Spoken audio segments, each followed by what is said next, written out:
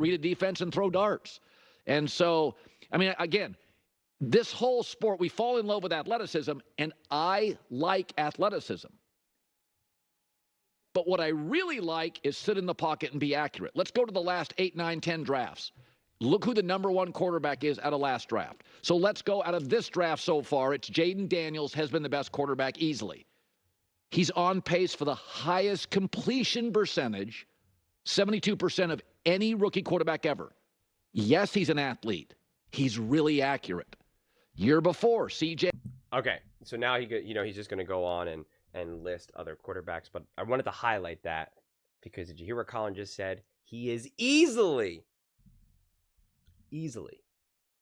the best quarterback in the draft. I mean, that's got to be pretty wild to hear if you are a Washington Commanders fan. I mean, I'm sure you're probably like, well, yeah, duh, it's what we've been saying.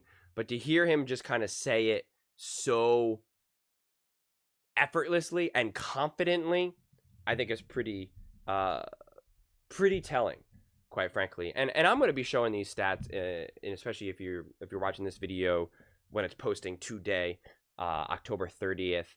You'll probably have already seen another video potentially that I posted all about Jayden's rankings and where he is based off of what Nick Wright had said, and so that he should be even higher than what Nick has him. And so I don't want to like repeat all the stats because I'll also be making another video about Jayden Daniels being the actual legitimate leading candidate for the MVP. So I don't want to just keep showing the same things again and just kind of have the same conversations. But the thing that I really want to highlight, because this is the whole point of kind of what Colin is trying to say, is like it's more than just athleticism. And this is what I did in previous videos, because if we just look at passing, so this is now nothing to do with Jayden Daniels running all around. I mean, to a degree, it involves some of it moving around in the pocket, right, and kind of moving out of the pocket and throwing on the run and stuff like that. But a different level of athleticism when we talk about these running quarterbacks, right? Because again, Jayden Daniels is just a skinny, weak running back according to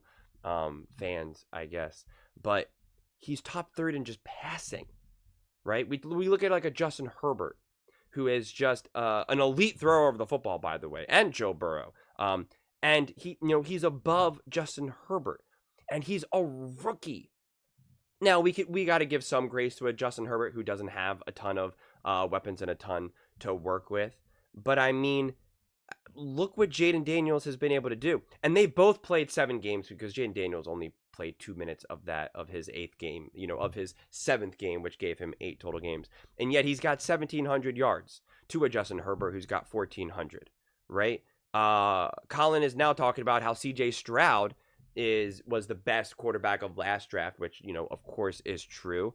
And he's above only by 0.5 of CJ Stroud. But again, still above him, right? He's above Geno Smith, Brock Purdy, Aaron Rodgers, Kirk Cousins, Baker Mayfield, Patrick Mahomes, Sam Darnold, Josh Allen, Jordan Love. I mean, I'd be right. We can go down all this list, right? I mean, and then you look at a Caleb Williams, and he's all the way down there at a 59 rating, right? So it's really, really, really remarkable when we think about what Jayden Daniels is doing. And it is easy to fall in love with athleticism, because when you look at what Jayden Daniels can do, and other quarterbacks for that matter, it's fun. It's fun to watch these guys move around and escape pressure, escape sacks, right? It looks like they're about to get sacked and they just somehow pop free, and you're just like, how did that even happen, right? I think it's just exciting to watch. It's what you would do when you were in the backyard or, playing football or really playing any sport for that matter, whatever you're doing, right? Like you envision yourself being like this really big athletic freak jumping in and diving all over the place. So when we see these players actually do it at the highest level, it just jumps off the screen, right? Stepping back, dropping back in the pocket and throwing 10 yards down the field to an open receiver is like, you're like, all right, that's cool. I'm happy they're doing that, but it just doesn't scream like, oh my God, that was amazing. So I get why people get so obsessed with that and even overvalue it.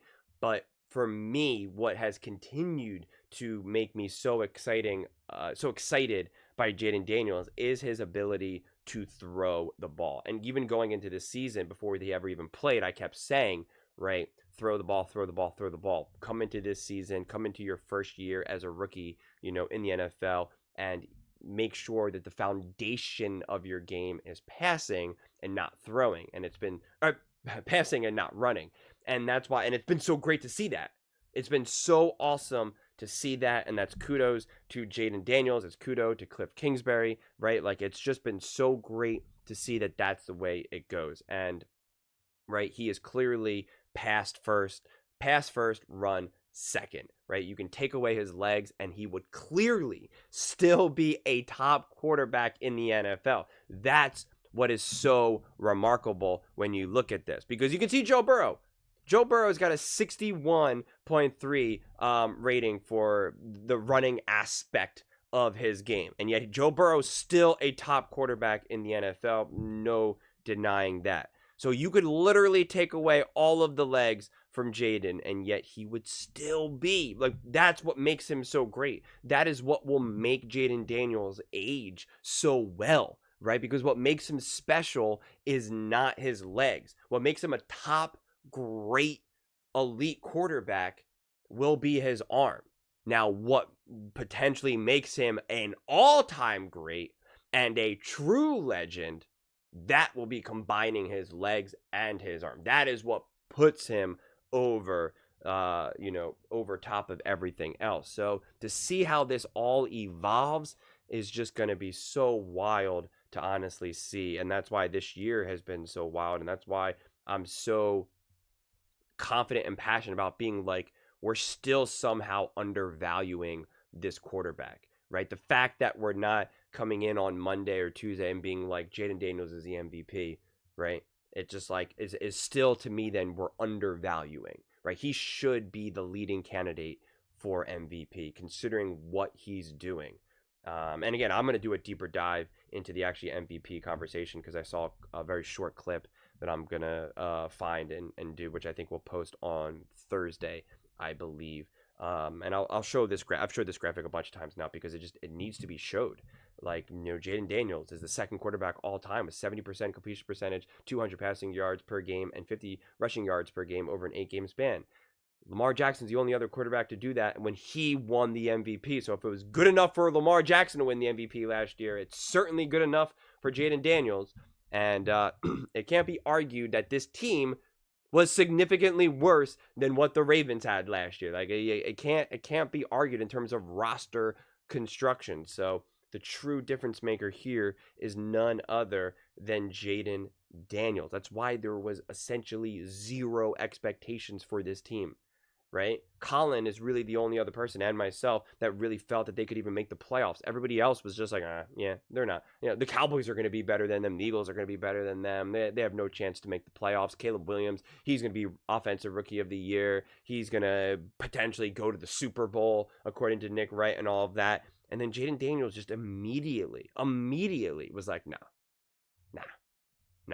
Even though they didn't win against the Bucs week 1, it was still, yeah, I'm still good, though. I'm not going to win every single game. I mean, who do you think I am? I mean, nobody wins every game. And it just continued to just improve, impress, evolve, grow. Just wild. And that's why, honestly, like, it's been so fun to keep making this Jayden Daniels and Washington Commanders content, because in a lot of ways, this is what everybody in the media was hoping to be able to do with Caleb Williams. And I've still made a ton of Caleb Williams, and I'm still going to make Caleb Williams content and consume the Caleb Williams content as well. But these are the conversations that people were expecting and hoping to have with Caleb, mainly because that Chicago Bears massive fan base and media presence and all of that, which Colin has talked about at length about. And to see Jayden Daniels snatch that and do it quite convincingly, right? There's no jumping through hoops to have to try to wrestle with it. Like, it's as clear as day. In fact, you have to tie yourself in knots to deny it, to reject it. Like, that's, to me, is what makes this so undeniable, right? And what makes it so awesome to really, really see. So I'm continuing to be really, my eyes are locked in, and I'm glued to see how his story and his rookie season continues to unfold. But those are just my thoughts. I'd absolutely love to hear yours. What do you guys all think about Jayden Daniels, the Washington Commanders, and kind of what Jayden has been doing this season? Let me know in the comments below. I read every single comment, so whether you agree with me or disagree with me, either way, let's get in some discussions, let's get in some fights, but ultimately, let's just have some fun. And please do consider subscribing. We are building an amazing community here, and I'd absolutely love to see you part of it. I want to build something that we all genuinely feel connected to, something that we're really excited to be part of. I think we're well on our way to doing it. And please don't forget to give this video a thumbs up, as it really does help with the visibility and the algorithm. Thank you so much, and see you next time.